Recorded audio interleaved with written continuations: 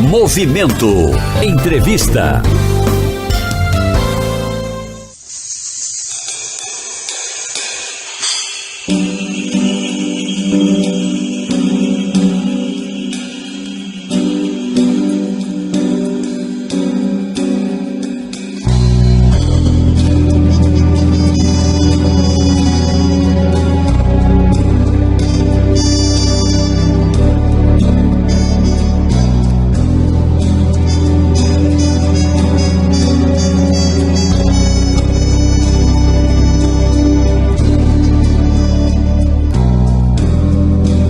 Quando a gente conversa,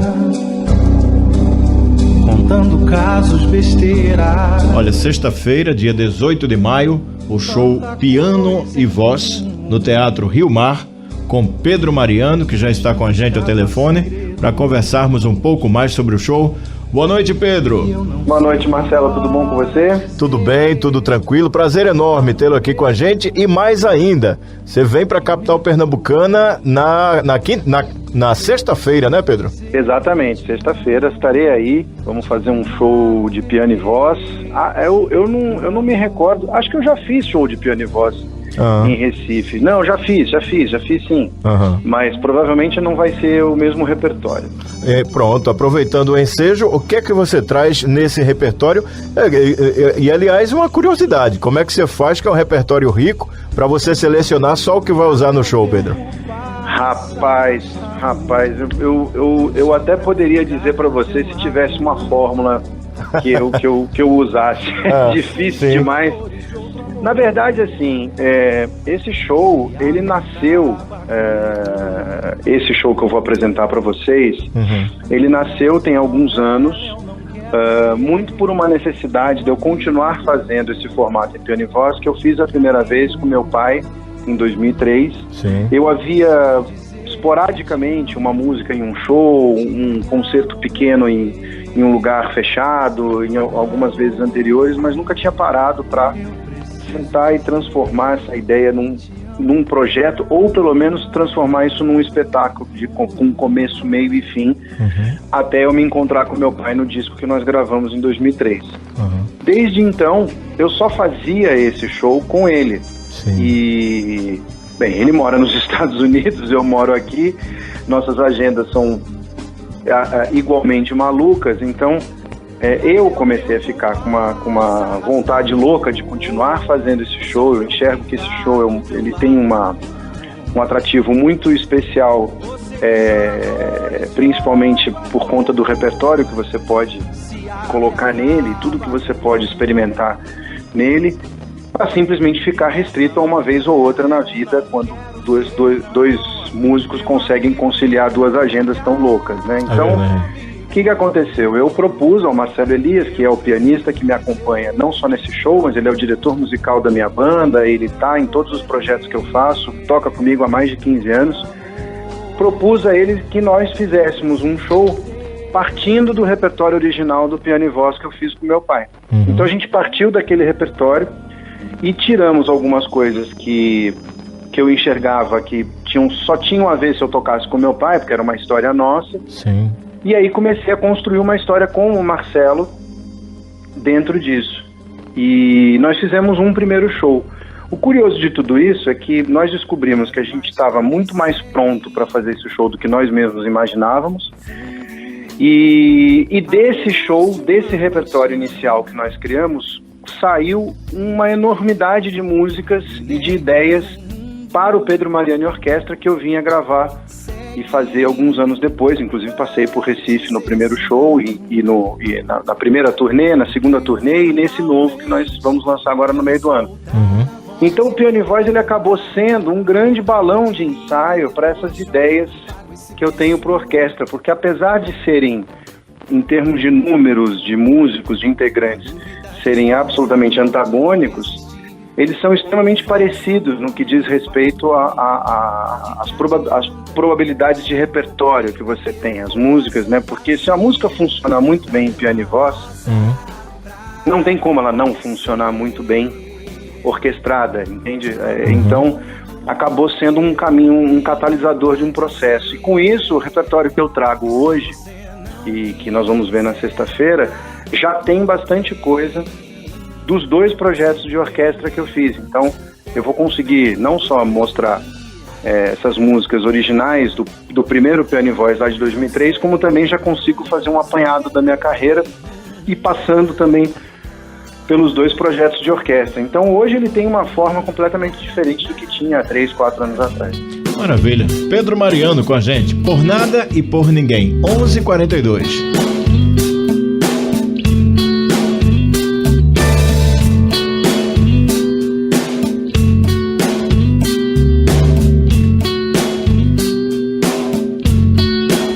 À primeira vista, há de te deixar confuso esse meu olhar difuso de quem não presta atenção.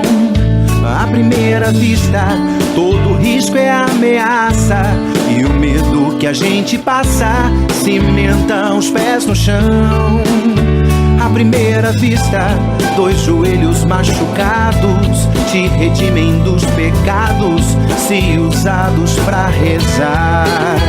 À primeira vista, tudo está no lugar certo, mas a praia é um deserto cravado na beira-mar.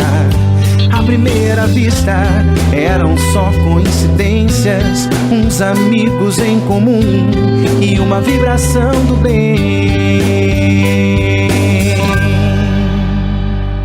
Se ontem não te dei valor nenhum, hoje eu não te troco por ninguém. Se ontem não te dei valor nenhum,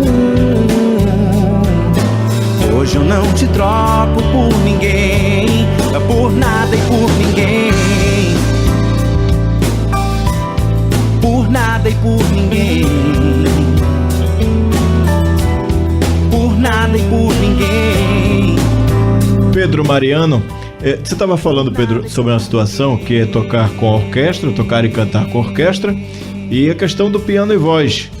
Há uma preferência sua por um dos 2? Há um carinho diferenciado por cantar com a orquestra, trabalhar com a orquestra ou trabalhar voz e piano? Como é que você vê isso? Tem um carinho diferenciado de um por outro. Se você botasse assim na minha frente, na prateleira, e pedisse para eu escolher eu ia chorar algumas horas, copiosamente, se eu tivesse que escolher qual dos 2 projetos eu gosto mais de fazer. São desafios completamente distintos, né? Quando você põe um frente ao outro, a exigência do cantor, do intérprete, as 2 exigências são extremamente parecidas, são igualmente desafiadoras. O grau de concentração é extremo nos 2 casos, né? E eu falo, as pessoas imaginam que quando você está com um pianista apenas, você e um pianista, a coisa tende a fluir de uma forma mais natural e com menos interferência, automaticamente a coisa flui de forma mais natural, com isso, mais simples, mais fácil. E é justamente o oposto. Quanto menos instrumentos você tem, mais concentrado no outro você tem que estar. Não é como você tá com um combo com vários instrumentistas tocando junto com você, porque quando você tem vários instrumentistas, um combo de 4, 5 músicos junto com você começa a prestar atenção no todo, você sente a coisa fluindo e interage com essa fluência, né, que acontece entre aqueles músicos ali. Quando você vai tirando os elementos, vai sobrando você e o pianista, já é completamente diferente, porque há de se ter uma interatividade entre os 2. A gente tem que criar uma conexão para que os 2 caminhem juntos ao longo daquele arranjo, ao longo daquela música. Então esse desafio é uma coisa extremamente extremamente prazerosa quando você chega ao final do show e você percebe que você entregou aquilo que estava proposto. Então cada show é um show, cada música mostra um desafio a cada execução. Para se ter uma ideia, tem música no repertório que eu e o Marcelo fomos descobrir toda a interpretação dela, toda a respiração, tudo que a gente tinha que fazer para a música ficar como a gente queria, a coisa de alguns meses atrás. Para você ter uma ideia, ela foi elaborando, foi pontuando, a gente foi trabalhando e vai busca, um puxa o outro, até que há uns 3, 4 meses atrás, quando a gente fez um show aqui em São Paulo, a gente tocando, no meio da música, olhou um pra cara do outro e falou, descobrimos, é isso. E aí quando você descobre, não acaba mais, né? Aí pronto, já fica salvo no HD, né? Verdade. Então, esse desafio me faz querer escolher o piano e voz. Porém, quando você sobe no palco com uma orquestra com 25 músicos, o desafio também é tão grande, porque exige também a mesma concentração, porque todos estão lendo as suas partituras. Você não. Você é o cara para quem eles estão tocando.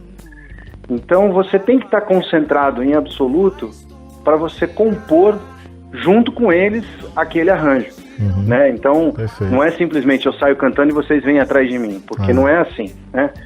Você tem 25 caras, se um comete um erro e o do lado se influencia por aquele erro ou aquela interpretação equivocada, vira um jogo de dominó. Vão caindo as peças, aí de repente tem que parar tudo e começar tudo de novo. E essa peça pode ser eu, inclusive. Eu posso errar uma letra, cantar uma melodia errada, entrar numa parte errada da música e eu derrubar a orquestra inteira. Então também exige um grau de concentração muito grande, aí já é um desafio completamente diferente, mas igualmente grande e intenso. Então é difícil eu escolher. Por gosto, eu não saberia o que escolher. Eu acho que depende do astral do dia. Maravilha. Aí, observando aqui no release, Pedro, a qualidade das músicas que você vai trazer no repertório, como é que você vê a nossa música hoje no Brasil? Você acha que tem muita gente fazendo muita música boa, tem muita gente fazendo música ruim, ou você não acredita nisso? Como é que você define? Marcelo, é muito difícil você apontar o dedo e falar isso é ruim, porque se a gente estiver falando de gosto, aí cada um tem o seu. É difícil a gente ponderar dentro dessa, digamos assim, se a gente for usar esse o padrão de comparação, esse o padrão de alinhamento, né, o balizamento que nós vamos usar entre o bom e o ruim, se o que eu gosto ou o que eu não gosto, fica muito difícil, é muito subjetivo, né?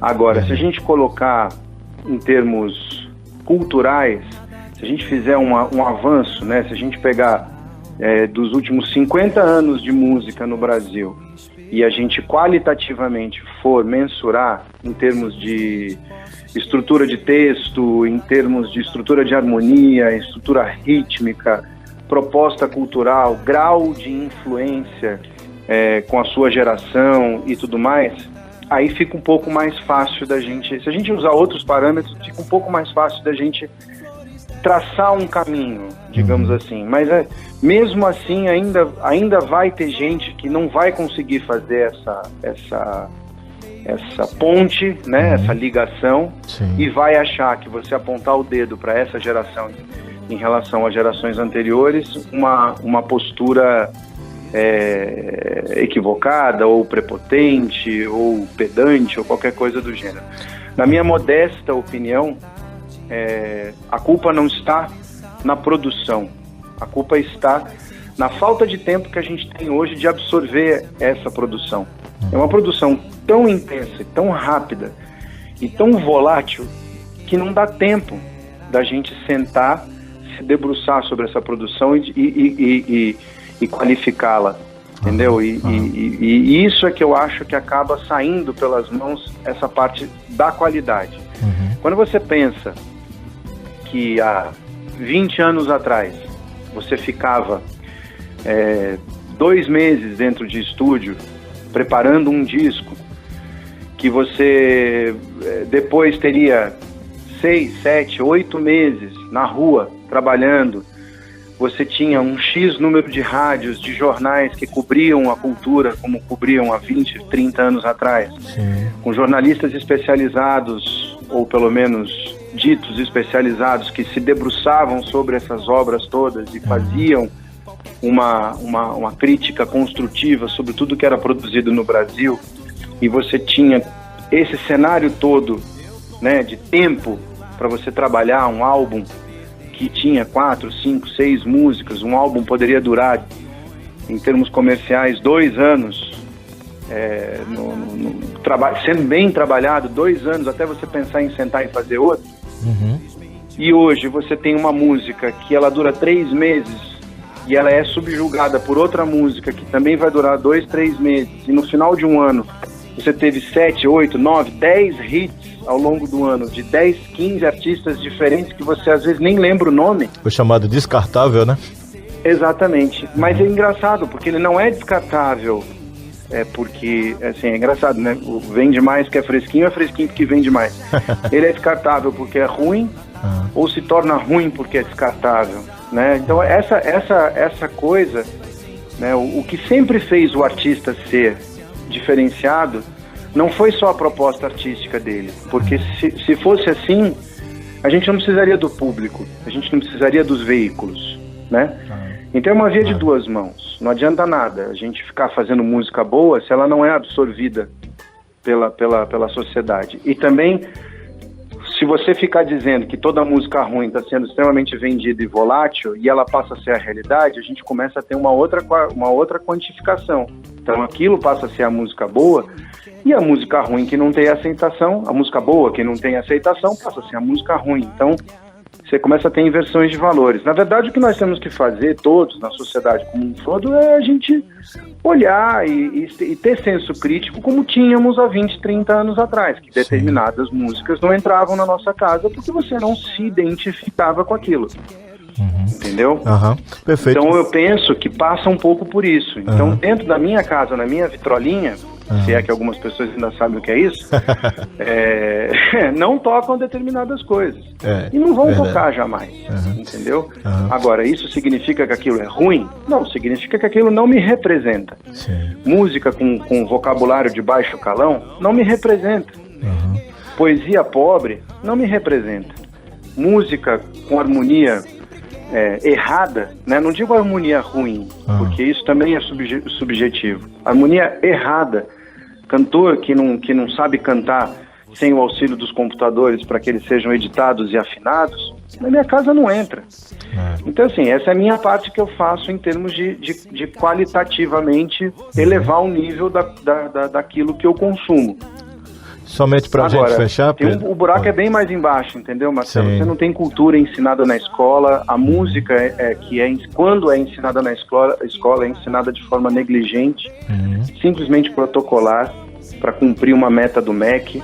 Então, quando você trata a cultura desse jeito, fica difícil a gente falar sobre qualidade, né? É verdade.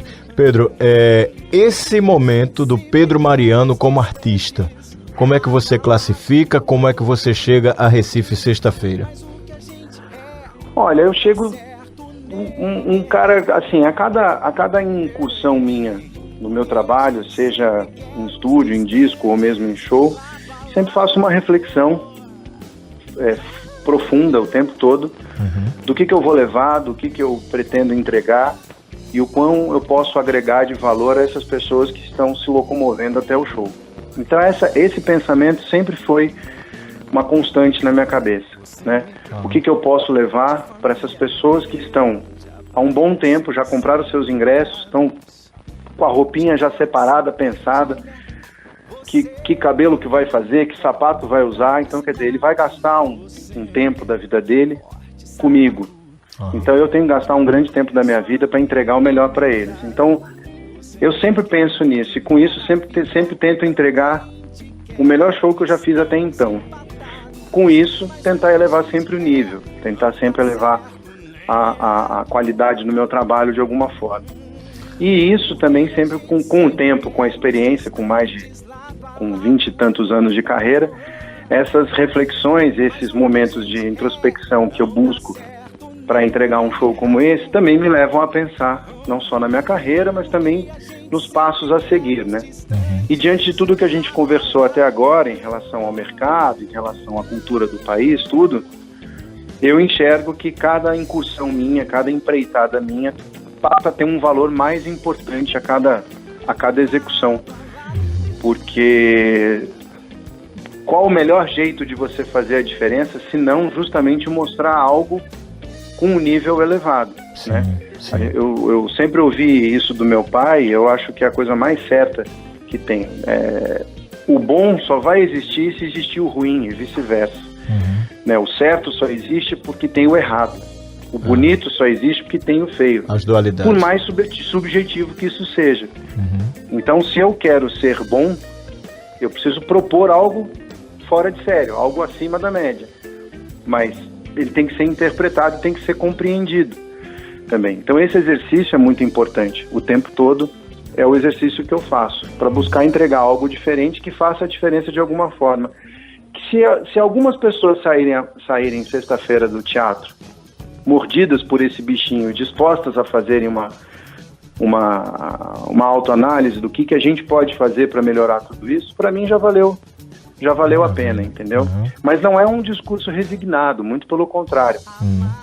Sempre com muita esperança e sim com um papel a cumprir. Eu acho que se me der essa bandeira, eu tenho que abanar ela, né? Não posso ficar com ela enrolada. Maravilha. E dentro do saco, né? Certo? E essa bandeira foi dada por, nunca é demais lembrar, pelo César Camargo Mariano e pela Elis, né, Pedro? Sem dúvida, sem dúvida. E o que deixa a responsabilidade um pouquinho mais aflorada, né? É verdade. Porque... Não dá para separar, né? Não dá, nem quero. A verdade é essa. No final das contas, nem quero. Porque é um legado que você representa. É um legado que me foi dado. Eu não escolhi, né?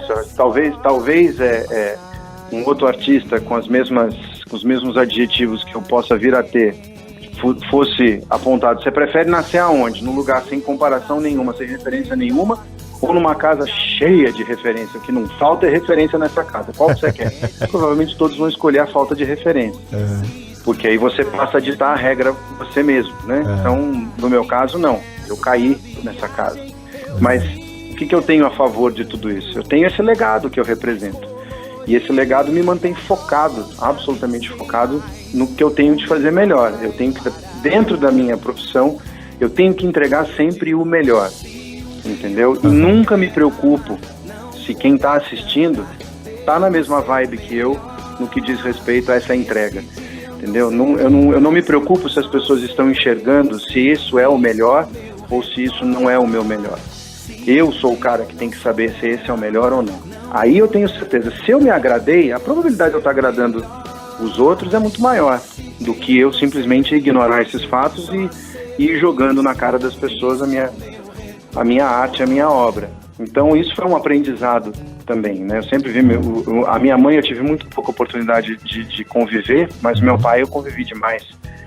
E trabalhamos juntos e tudo. Então você vê aquele foco, aquela intensidade, aquela entrega, aquela necessidade de fazer o melhor, não interessa se tem gente olhando ou não, entendeu? Ele sempre falou isso, não estou preocupado se tem alguém na plateia prestando atenção no que eu estou tocando. Eu tenho que prestar atenção no que eu estou tocando e tenho que fazer o melhor para mim, acima de tudo. Maravilha. Porque se eu fizer o melhor e passar pelo meu crivo, eu estou entregando algo relevante para quem estiver assistindo. Então esse foi sempre um aprendizado que eu tive, esse foco, né? Então isso é super importante para qualquer artista e eu não renego isso de forma nenhuma, muito pelo contrário. Pedro Mariano, Teatro Rio Mar, sexta-feira, 18 de maio, às 21 horas, depois de amanhã. Meu querido Pedro, muito obrigado pela entrevista, muito mais sucesso na sua carreira e o sucesso no show de depois de amanhã, Pedro. Muito obrigado. Eu que agradeço o espaço, Marcelo, mais uma vez, obrigado a você, aos ouvintes, e espero todo mundo lá. O teatro é lindo e o show também, eu garanto. Maravilha, grande abraço, Pedro. Um abraço, até mais. Imperdível, né? Pedro Mariano, para você dar o nome. Deixa pra lá, que de nada adianta esse papo de agora não dá. Que eu te quero é agora e não posso, nem vou te esperar. Que esse papo de um tempo nunca funcionou pra nós dois. Sempre que der, mande um sinal de vida de onde estiver dessa vez. Qualquer coisa que faça eu pensar que você está bem, ou deitada nos braços de um outro qualquer, que é melhor do que sofrer de saudades de mim como eu tô de você. Pode crer que essa dor eu não quero pra ninguém no mundo. Imagina só pra você. Quero é te ver dando volta no mundo, indo atrás de você. Sabe o que? Rezando pra um dia você se encontrar e perceber que o que falta em você